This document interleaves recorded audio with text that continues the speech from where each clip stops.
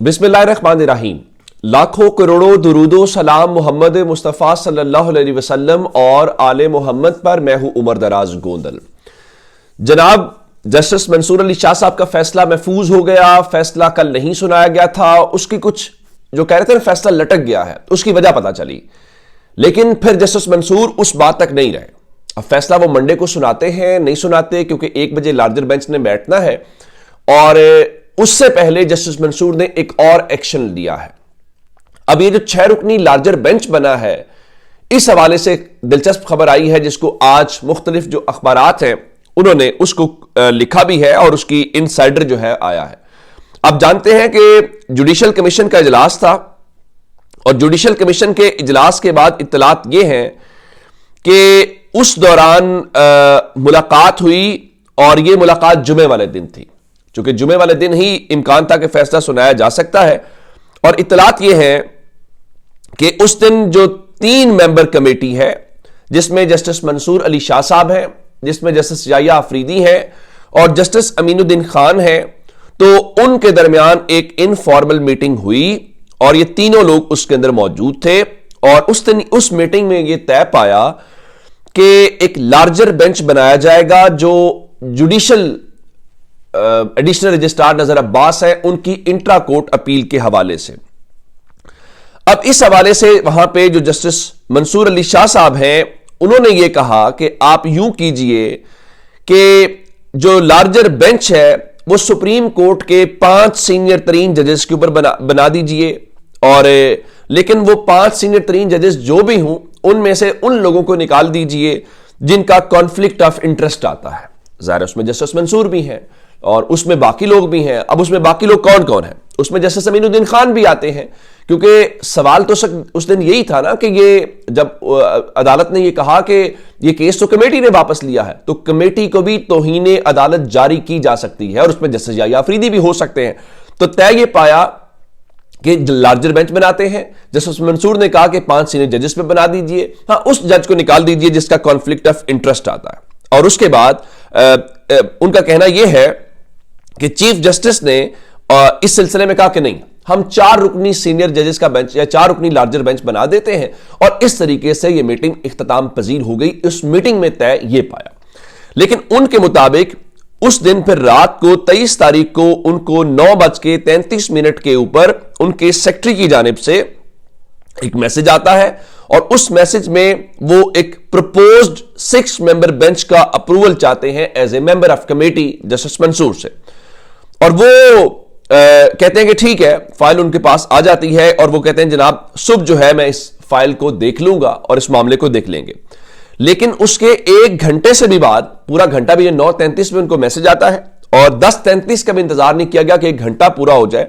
10:28 के ऊपर उनके जो सेक्रेटरी हैं उनके साथ रजिस्ट्रार का जो जारी करदा नया रोस्टर होता है वो व्हाट्सएप के साथ उनको साथ शेयर करते हैं। और ये जो कमेटी के 2 बाकी मेंबरान हैं, जिसके अंदर जस्टिस याया आफरीदी हैं और जस्टिस अमीनुद्दीन खान हैं, वो ये तय करते हैं और इस तरीके से वो इस बेंच को 6 रुकनी बेंच को बना देते हैं।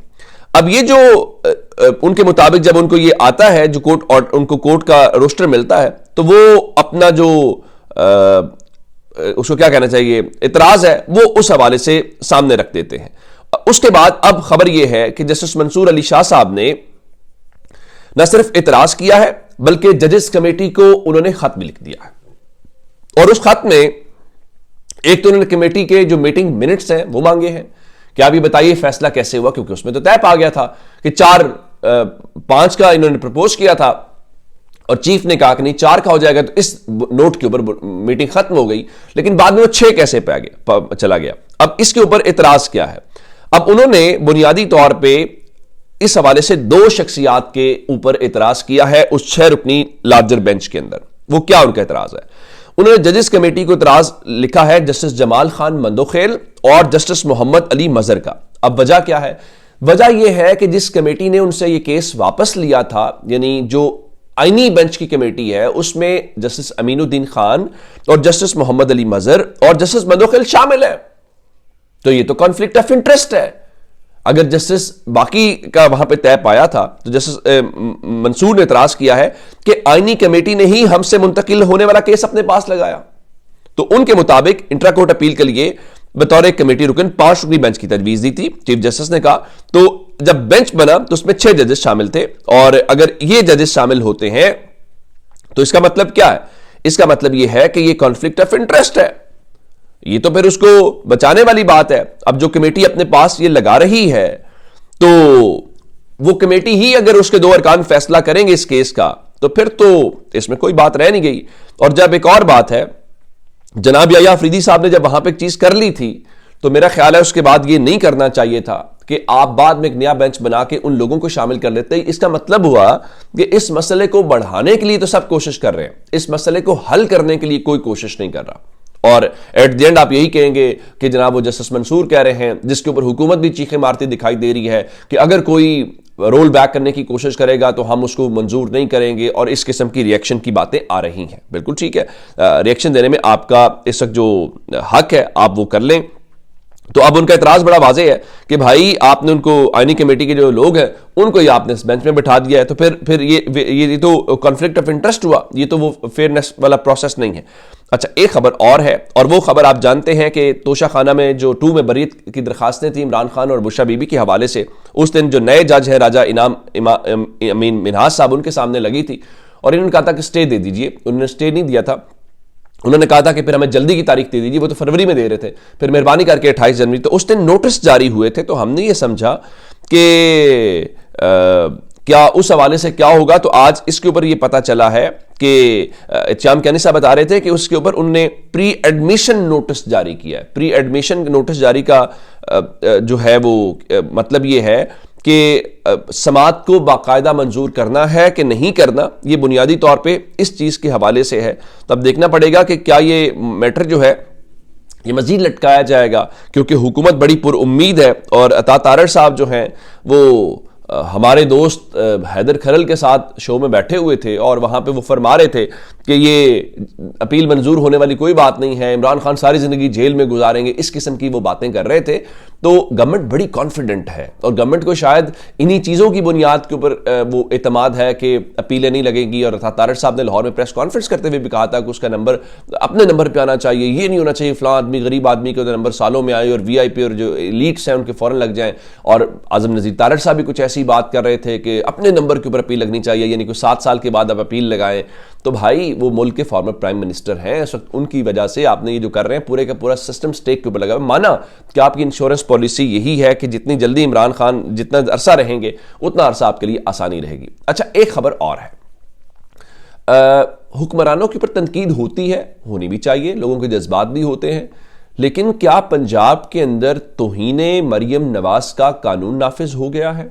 مریم نواز خود کو پنجاب کی ماں کہتی ہیں, وہ ہر تقریر میں اس بات کا تذکرہ کرتی ہیں. تھوڑا عرصہ پہلے جو یو اے کے آفیشلز والی وہ تصویریں تھیں اس کے اوپر ایف آئی اے نے کچھ گرفتاریاں کی ہیں.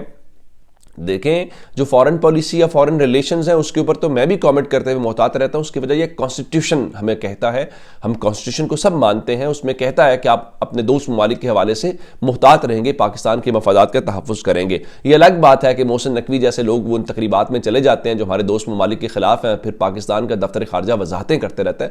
لیکن ظاہر ہے وہ تو کسی اور کی چوائس ہے نا, وہ تو کسی اور کا چہرہ ہے, کسی اور کی پسند ہے, ہیرے ہیں, لیکن ہم تو غریب لوگ ہیں.